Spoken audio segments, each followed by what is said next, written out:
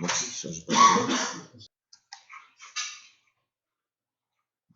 donc ici, white, frame, le titre de celle de... Je vais les laisser tel quel, comme ça on n'a pas de souci.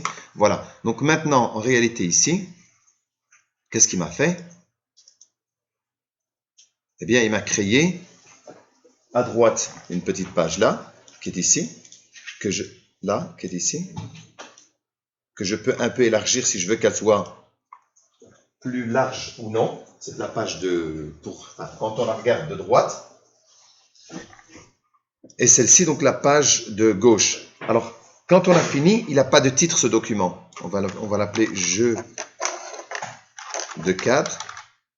Voilà. Et je vais enregistrer maintenant. Enregistrer.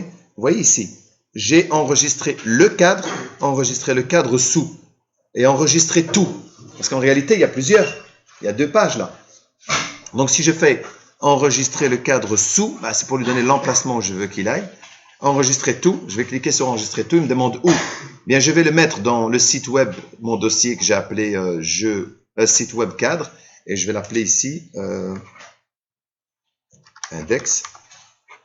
Je fais enregistrer, et regardez ce qu'il fait.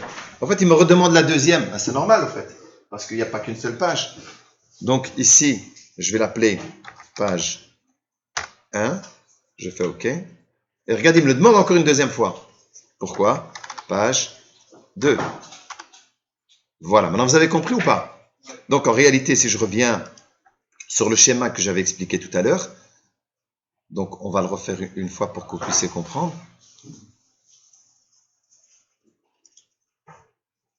Voilà.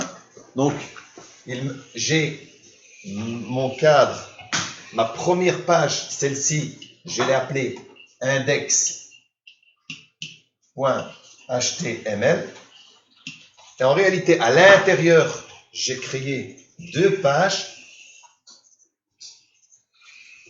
On est d'accord? Donc cette page-ci, on va dire que c'était la page 1.html.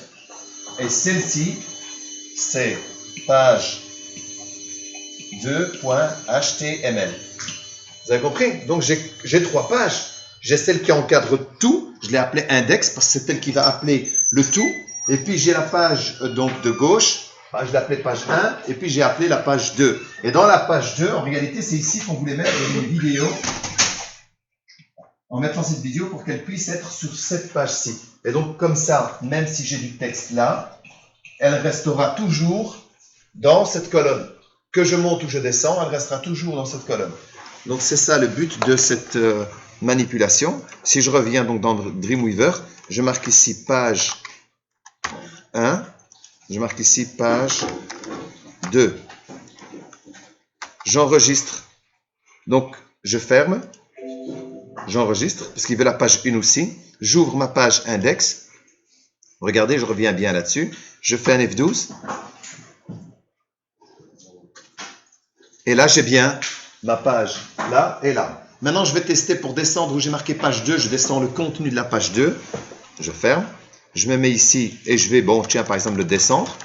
Ça n'influence en aucun cas la première page. On est d'accord, je fais F12. OK.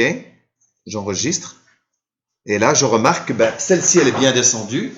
Et donc, l'autre, non. Donc, si maintenant, en réalité, vous voulez vous-même faire ici, dans cette page-ci, je vais aller voir propriété, modifier la page, la couleur d'arrière-plan.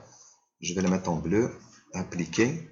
Voilà. Vous avez bien remarqué que la bleue, elle est là-bas. Ça n'a rien à voir avec celle-là. Celle-là, je la mets. Enfin, je vais faire un F12, comme ça, vous allez vraiment voir déjà. C'est 2 pages différentes dans lesquelles vous pouvez manipuler et faire ce que vous voulez.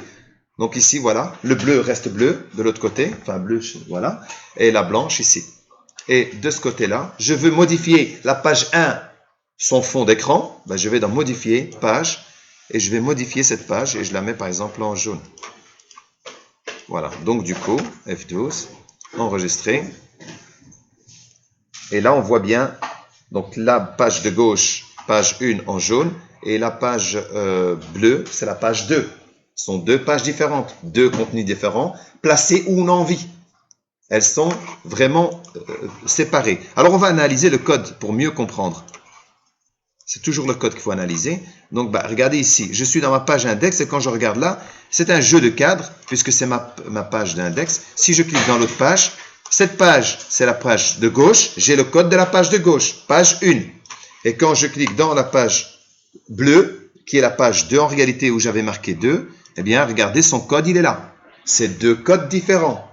Il faut bien observer là où vous cliquez et c'est là où vous avez votre code. Ça va? Donc, vous testez si vous voulez faire ce système-là. Vous prenez la page de droite, vous mettez dedans une petite vidéo, un banner sur la verticale. Vous le laissez, elle va travailler sur sa verticale. Et comme ça, si vous avez du contenu ici, si je mets de l'information ici et qui descend, ça n'influence en aucun cas. Je fais exprès pour avoir plus d'informations. F12, enregistré. Vous allez voir, ça n'influence en aucun cas l'autre page. Celle-ci, elle restera telle qu'elle. Et celle-là, je pourrai voyager avec mon ascenseur, enfin ma ligne ma barre de défilement. Vous avez vu? Ça, c'est ce que tu voulais faire tout à l'heure. Donc maintenant, c'est simple. Je vous laisse une fois le test.